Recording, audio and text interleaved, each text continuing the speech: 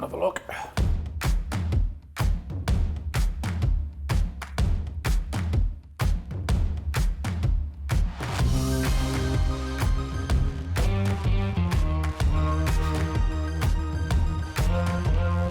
Well, first when I went to Southampton to be given the chance on my debut by Chris Nicholl was hugely significant and important. Everyone needs a bit of luck and everyone needs a chance now and again, and he gave me my chance at 17. He was an old school manager in terms of he was hard as nails. He was an old centre half and he used to mark me in training sometimes, and he literally used to kick me hard. It was certainly more acceptable for managers to be tougher on players then.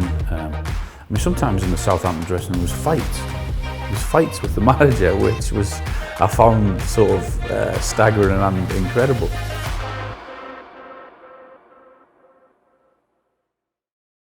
The thing that I did notice was in terms of Southampton, what was slightly different is how aggressive or less aggressive this Blackburn dressing room was in terms of the manager, in terms of some of the players, because Kenny was very different to what Chris Nicholl was at Southampton.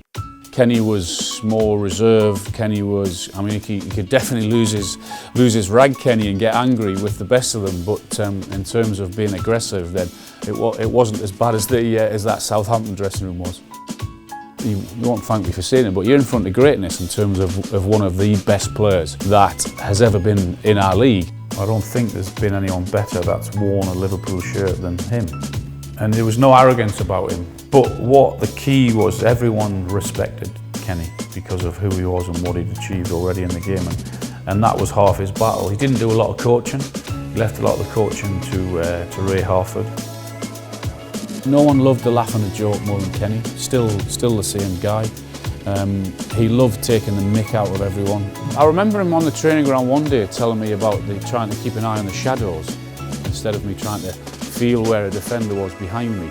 He told me to look at the shadows to see how far the defender was. To this day, I still don't know whether he was taking the mick or not, and that was typical Kenny Dalglish.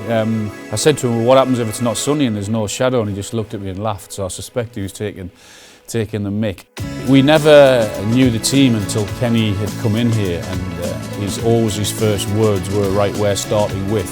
And then he'd go through the opposition, every single player, each an individual strengths and weaknesses and how we can get the better of them. Kenny would always stand at that door and he would shake everyone's hand on the way past and wish everyone good luck and go and do your stuff, and then you stood in the tunnel, it was over to you. It was almost guaranteed he was going to deliver something at Blackburn, and he did. He delivered me my only trophy, which was the Premier League, so he was hugely important in my career.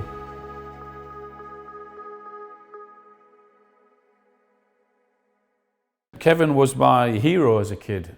Got lucky enough as a 10 or 11-year-old when Kevin was playing up here in Newcastle. I got picked to go to one of his soccer school days. Then I went to watch him the Gallagher end when he was scoring goals for fun in that number 7 shirt for Newcastle. I signed for him in 1996. Didn't have that much time to work with him really. I signed in the August and he left just after the Christmas, so it was a bit of a short period. It was very different at Newcastle to what it was at Southampton and at Blackburn in terms of the work we did on the training ground. It was specific sessions, whereas at Newcastle, 5-a-sides, play with Kevin. For the 6 months it was just go out and play, go out and do what you want to do. You're good players. Did little bits on set pieces, but it wasn't huge attention to detail in terms of that. It was him believing in you as a player and say, go and show us what you can do. We're actually cuddling each other there. I think that was after the semi-final at Old Trafford when we just booked our spot at Wembley in the FA Cup final. I scored a couple of goals.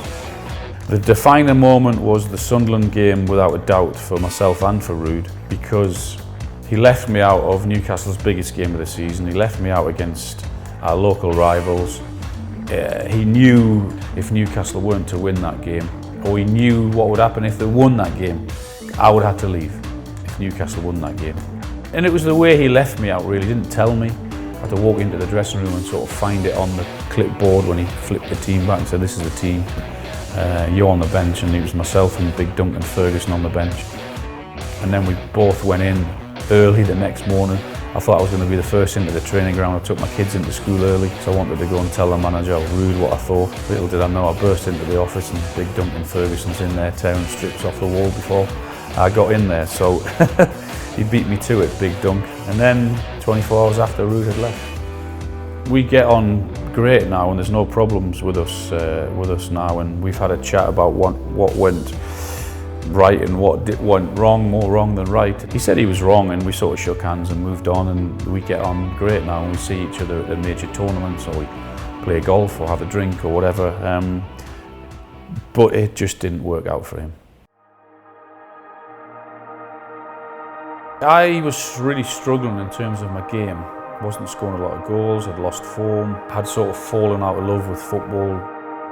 And then Bobby came in. Bobby was a genius at man management in terms of whether you were an 18-year-old kid who was just coming into the game, or whether you were like me, who had been in the game for a long time. And the first thing he said to me, I remember it as if it was yesterday, was that I've been watching you play. The first thing is you're not playing with a smile on your face, but more importantly, he says you're making it far, far too easy for the defender, because everything you're doing is going away from goal. You're coming towards the ball instead of going the other way. He said defenders love it.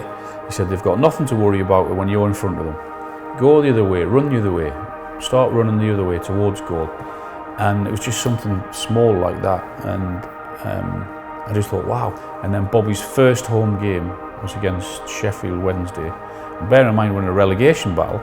And his first home game, we scored 8 against Sheffield Wednesday, and I scored 5. And that was me back enjoying football, scoring goals again, all just because of that little bit of advice.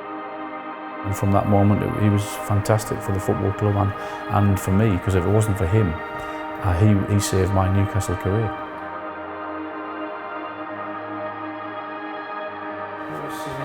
He got me to sort of sign that extra year contract, so I wouldn't have sort of broken the record at Newcastle if it wasn't for him.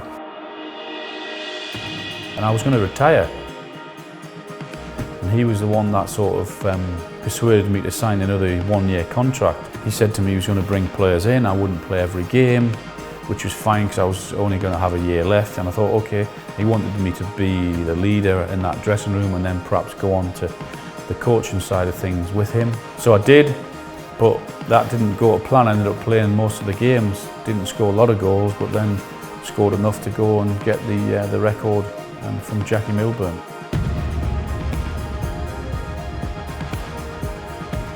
Which was possibly one of the proudest days on the football pitch for me, and the greatest feeling actually, and a feeling when the ball went in the back of the net against Portsmouth was just unbelievable. As a manager, you have to be able to look at something and say, well, I've got to change that, it's not working. I've got to have a plan B if that's not working. But still, man management now, I feel, is more important than the tactical side of things. Well, like everything, there's a fine balance. I mean, I've had an incredibly strict manager when I first started in Chris Nicholl. I've had a manager like Kevin who basically let you do what you want on a football pitch, go and express yourself. I've had a manager who I didn't get on with. I've had it all. Like everything, there's a fine balance in what you do in terms of days off, in terms of training, in terms of how hard you work, the man management, the coaching. There's a fine balance, and it's what's particularly right at that time.